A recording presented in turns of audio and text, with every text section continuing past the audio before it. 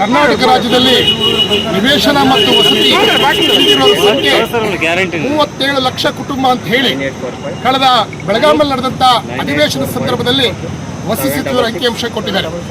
37 ಲಕ್ಷ ಕುಟುಂಬಗಳಿಗೆ ಮನೆ ಇಲ್ಲ ಅಂತ ನಾನು ಹೇಳ್ತಾ ಇಲ್ಲ, ಸನ್ಮಾನ್ಯ ವಸತಿ ಸಚಿವರು ಬೆಳಗಾವಿನ ಅಧಿವೇಶನದಲ್ಲಿ ಹೇಳಿದ್ದಾರೆ. ಅದರ ಅರ್ಥ ಏನು ಅಂತಂದ್ರೆ 37 ಲಕ್ಷ ಕುಟುಂಬಗಳು ಇವತ್ತು ಬಾಡಿಗೆ ಮನೆಯಲ್ಲಿದ್ದಾವೋ ಅಥವಾ ಬೇರೆ ಬೇರೆ ಕಡೆ ಬಹಳ ಅಪಾಯಕಾರಿಯಾದಂಥ ಸ್ಥಳದಲ್ಲಿ ವಾಸ ಮಾಡ್ತಿದ್ದೀವಿ ಅನ್ನೋದು ನಮ್ಗೆ ಗೊತ್ತಿರ್ತಕ್ಕಂಥ ಸತ್ಯ. ಕೇವಲ 37 ಲಕ್ಷ ಅಲ್ಲ, ಅದು ನಮ್ಮ ಅಧ್ಯಯನದ ಪ್ರಕಾರ ಸರ್ಕಾರ ಇನ್ನೂ ಕೂಡ ಸಮೀಕ್ಷಾ ಪಟ್ಟಿಯಲ್ಲಿ ಸೇರಿಸದೇ ಇರ್ತಕ್ಕಂಥ ಎಲ್ಲ ಜನರನ್ನ ಸೇರಿಸಿದ್ರೆ ಅದು 50 ಲಕ್ಷಕ್ಕೂ ಹೆಚ್ಚು ಕುಟುಂಬಗಳು ಇವತ್ತು ಕರ್ನಾಟಕ ರಾಜ್ಯದಲ್ಲಿ ಮನೆ ಇಲ್ಲದೆ ಬದುಕ್ತಾ ಇದ್ದಾವೆ. ನಾವಿವತ್ತು ನಮ್ಮ ಬೇಡಿಕೆಯನ್ನು ನೀಡ್ತಾ ಇದ್ದೀವಿ ಅಂತಂದ್ರೆ ಕರ್ನಾಟಕ ರಾಜ್ಯದ ಮೂಲೆ ಮೂಲೆಯಲ್ಲಿ ಯಾರು ಬಡವರಿಗೆ ಮನೆ ಇಲ್ವೋ ಅವರಿಗೆ ಮನೆ ಕೊಡಿ ಅಂತಕ್ಕಂಥ ಹೋರಾಟದ ಭಾಗವಾಗಿ ಸೂರಿಗಾಗಿ ಸಮರ ಅಂತಕ್ಕಂಥ ಹೋರಾಟವನ್ನು ಆರಂಭ ಮಾಡಿದ್ದೀವಿ. ಚಿಕ್ಕಮಗಳೂರು ಜಿಲ್ಲೆಯಲ್ಲಿ ಈಗಾಗಲೇ ಇದರ ಹೋರಾಟದ ಭಾಗವಾಗಿ ಎಲ್ಲೆಲ್ಲಿ ಸರ್ಕಾರಿ ಭೂಮಿ ಇತ್ತು ಆ ಸರ್ಕಾರಿ ಭೂಮಿಯನ್ನ ನಾವು ವಶಪಡಿಸಿಕೊಂಡು ಜನರಿಗೆ ಹಂಚಿ ಜನ ಇವತ್ತು ಮನೆ ಕಟ್ಕೊಂಡು ನೆಮ್ಮದಿಯಾಗಿದ್ದಾರೆ. ಇಲ್ಲಾದರೂ ಕೂಡ ಕೊಪ್ಪಳ ಜಿಲ್ಲೆಯಲ್ಲೂ ಕೂಡ ಅತಿ ಹೆಚ್ಚು ಜನ ಬಡವರು ಇವತ್ತು ಮನೆ ಇಲ್ಲದೆ ಇದ್ದಾರೆ. ನಾವು ಇವತ್ತೇನು ಕೇಳ್ತಾ ಇದ್ದೀವಿ ಅಂದರೆ ಜಿಲ್ಲೆಯ ಹೋರಾಟವನ್ನು ಗಂಗಾವತಿಯಲ್ಲಿ ಕಾನ್ಸಂಟ್ರೇಟ್ ಮಾಡ್ತಾ ಇದ್ದೀವಿ. ಯಾಕೆಂದರೆ ಒಂದು ಕಡೆಯಿಂದ ನಾವು ಶುರು ಮಾಡಬೇಕಾಗಿದೆ. ಕೊಪ್ಪಳ ಜಿಲ್ಲೆಯ ಹೋರಾಟವನ್ನು ಗಂಗಾವತಿಯಿಂದ ಶುರು ಮಾಡ್ತಾ ಇದ್ದೀವಿ. ಈ ಗಂಗಾವತಿನಲ್ಲಿರ್ತಕ್ಕಂಥ ಅಧಿಕಾರಿಗಳ ಮುಖಾಂತರ ಮತ್ತು ನೇರವಾಗಿ ಪ್ರತಿನಿತ್ಯ ನಾವು ಸನ್ಮಾನ್ಯ ಮುಖ್ಯಮಂತ್ರಿಗಳಿಗೊಂದು ಪತ್ರ ಹಾಗೆ ವಸತಿ ಸಚಿವರಿಗೊಂದು ಪತ್ರವನ್ನು ಬರೆದು ದಿನನಿತ್ಯ ಇಲ್ಲಿಂದ ನಾವು ಅವರಿಗೆ ರವಾನೆ ಮಾಡ್ತೇವೆ.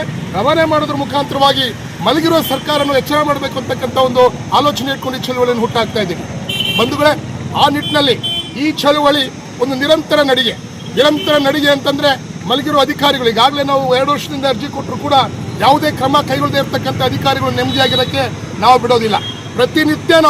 ಪ್ರತಿನಿತ್ಯ ಬೆಳಿಗ್ಗೆ ಬಂದು ಆಫೀಸ್ ಎದುರುಗಡೆ ನಿಂತ್ಕೊಂಡು ನಮ್ಮ ಬೇಡಿಕೆಗಳನ್ನು ಅವ್ರ ಮುಂದೆ ಘೋಷಣೆ ಕೂಗಿ ಆ ನಂತರ 2 ಪತ್ರಗಳನ್ನು, ಒಂದು ಸಿದ್ದರಾಮಯ್ಯನವ್ರಿಗೆ ಮತ್ತೊಂದು ಜಮೀರ್ ಅಹಮದ್ ಅವರಿಗೆ ಪ್ರತಿನಿತ್ಯ ನಾವು ಅಲ್ಲಿಂದ ಹೋಗಿ ಒಂದು ಮೆರವಣಿಗೆ ಮಾಡಿ ಅಲ್ಲಿಂದ ಪೋಸ್ಟ್ ಆಫೀಸಿನ ಡಬ್ಬಿಯವರೆಗೆ ಬಂದು ಆ ಡಬ್ಬಿಗೆ ಹಾಕಿ ಜನ ಮನೆಗೆ ಹೋಗ್ತಾರೆ. ಯಾಕೆಂದರೆ ಕೂಲಿ ಕಾರ್ಮಿಕರು ಬಡವರು ಇವತ್ತು ಇಡೀ ದಿನ ಕುತ್ಕೊಂಡು ಪ್ರತಿಭಟನೆ ಮಾಡೋಕ್ಕೆ ಕಷ್ಟ ಆಗ್ಬೋದು.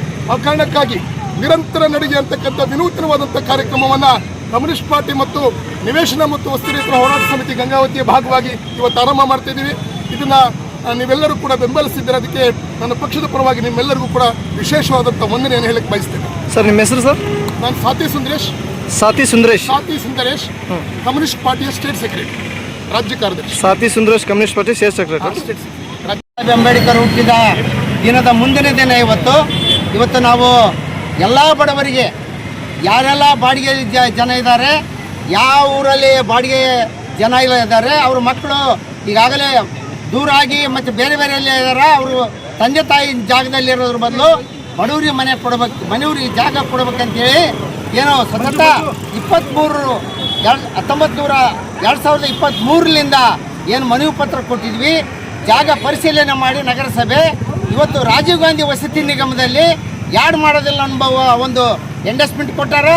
ಅದಕ್ಕೆ ನಮ್ಮ ಉದ್ದೇಶ ಏನಂದರೆ ಜಾಗ ಕೊಡೋವರೆಗೂ ಆ ರಾಜೀವ್ ಗಾಂಧಿ ವಸತಿ ನಿಗಮದಲ್ಲಿ ಅರ್ಜಿ ಅಪ್ಲೋಡ್ ಮಾಡೋವರೆಗೂ ನಗರಸಭೆ ಮುಂದೆ ಕನಿಷ್ಠ 20-25 ದಿವಸದವರೆಗೆ ಅನಿರ್ದಿಷ್ಟ ಧರಣಿ ಹಾಕೊಂಡಿದ್ದೀವಿ. ಇಡೀ ನಾಗರಿಕ ಜನರಲ್ಲಿ ವಿನಂತಿ, ಇವತ್ತು ಜಾಗ ಇಲ್ಲ ಅಂತಂದರೆ ಬಾಬಾ ಸಾಹೇಬ್ ಅಂಬೇಡ್ಕರ್ ಅವರು ಜನ್ಮದಿನನೇ ಇವತ್ತು ನಿನ್ನೇನು ಹೇಳ್ಯಾರಂದರೆ ಇವತ್ತು ಯಾರಿಗೆ ಜಾಗ ಇಲ್ಲ, ಯಾರಿಗೆ ವಸತಿ ಇಲ್ಲ, ಅವರಿಗೆ ಜಾಗ ಕೊಡಲಾರ್ದಂಥ ಸರ್ಕಾರಗಳನ್ನು ಕಿತ್ತೆಗೀರಿ ಅಂತ ಮಾತು ಬಾಬಾ ಸಾಹೇಬ್ ಅಂಬೇಡ್ಕರ್ ಅವರು ಹೇಳ್ಯಾರ. ಅದಕ್ಕೆ ಕರ್ನಾಟಕ ಸರ್ಕಾರ ಕೂಡ ನಾವು ಯಾರಿಗೂ ಜಾಗ ಇಲ್ಲ ಅಂತ ಯಾರು ಅರ್ಜಿ ಹಾಕ್ತಾರ ಅವ್ರಿಗೆ ನಾವು ಜಾಗ ಮಂಜೂರು ಮಾಡ್ತೀವಿ, ಮನೆ ಇಲ್ಲ ಅಂತ ಹೇಳಿದ್ರೆ ಮನೆ ಮಂಜೂರು ಮಾಡ್ತೀವಿ ಅಂತೇನೋ ಮಾನ್ಯ ಮುಖ್ಯಮಂತ್ರಿಗಳು ಹೇಳ್ಯಾರ. ಆ ಮಾತನ್ನು ಅವರು ಮುಖ್ಯಮಂತ್ರಿಗಳು ಮರ್ತಾರೆ ಅಂತೇಳಿ ನಾವು ಇವತ್ತು ಜಾಸ್ತಿ ಮಾಡೋದಕ್ಕಾಗಿಯೇ ಅನಿರ್ದಿಷ್ಟ ಧರಣಿ.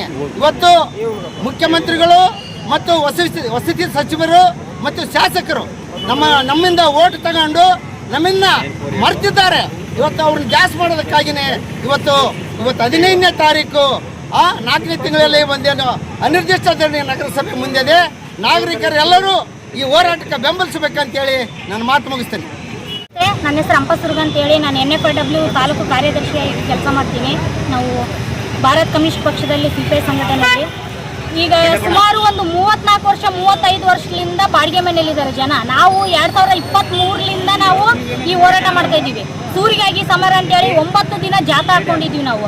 ಪ್ರತಿಯೊಂದು ಹಳ್ಳಿ ಮೇಲೆ, ಪ್ರತಿಯೊಂದು ನಗರದಲ್ಲಿ ಹಳ್ಳಿ ಮೇಲೆ ವಾರ್ಡಿಗೆ ಹೋಗ್ಬಿಟ್ಟು ನಾವು ಎಲ್ಲ ರೀತಿ ಸರ್ವೆ ಮಾಡ್ಕೊಂಡು ನೋಡಿದೆಪ್ಪ ಅಂದರೆ ಜನರು ಒಂದೊಂದು ಗುಡಿಸಲಲ್ಲಿ ವಾಸ ಮಾಡ್ತಾ ಇದ್ದಾರೆ. ಆಮೇಲೆ ಅದು ಕೌದಿ ಅಂತೇಳಿ ಕೌದಿ ಹಾಸ್ಕೋತೀವಲ್ಲ, ನಾವು ಒದ್ಕೋತೀವಲ್ಲ, ಅಂಥ ಕೌದಿಯಲ್ಲಿ ಗುಡಿಸಲು ಕಟ್ಕೊಂಡು ಸೆಟ್ ಹಾಕೊಂಡು ವಾಸ ಮಾಡ್ತಾ ಇದ್ದಾರೆ. 2-3 ಮಕ್ಕಳು ಕಟ್ಕೊಂಡು. ಆಮೇಲೆ ಸಮಾಧಿ ಮೇಲೆ ವಾಸ ಮಾಡ್ತಾ ಇದ್ದಾರೆ. ಅಷ್ಟೊಂದು ಗೋಳು ಇದ್ರೂ ಈ ಸರ್ಕಾರ ಓಟ್ ಹಾಕ್ಸ್ಕೊಳಕ್ ಬರುತ್ತೆ, ಕೇಳುತ್ತೆ, ಅಮ್ಮ ತಾಯಿ ಅಪ್ಪ ತಂದೆ ಅಂತೇಳಿ ಕಾಲ್ ಬೀಳುತ್ತೆ.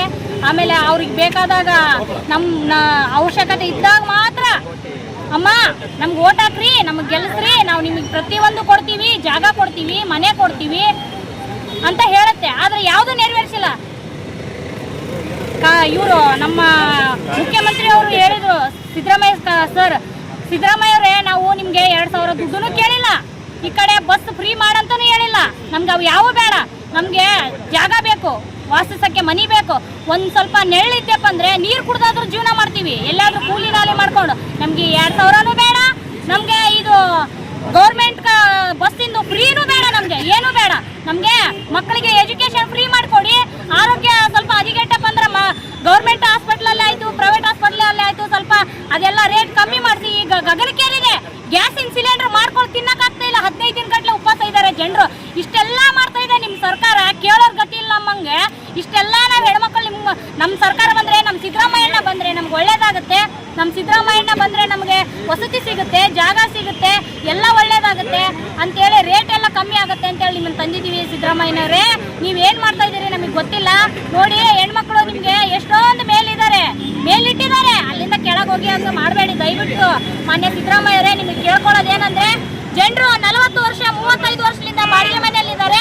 ಅವ್ರಿಗೆ ಜಾಗ, ಅವ್ರಿಗೆ ಮನೆ, ಇವೆರಡೂ ಕೊಡೋ ಜವಾಬ್ದಾರಿ ನಿಮ್ದಿದೆ. ನಿಮ್ಮ ಸರ್ಕಾರ ಮುಗಿಯೋದ್ರಲ್ಲಿ ಇದನ್ನು ಕೊಡಬೇಕಂತೇಳಿ ತಮ್ಮಲ್ಲಿ ವಿನಂತಿ ಮಾಡಿಕೊಳ್ಳುತ್ತೇನೆ.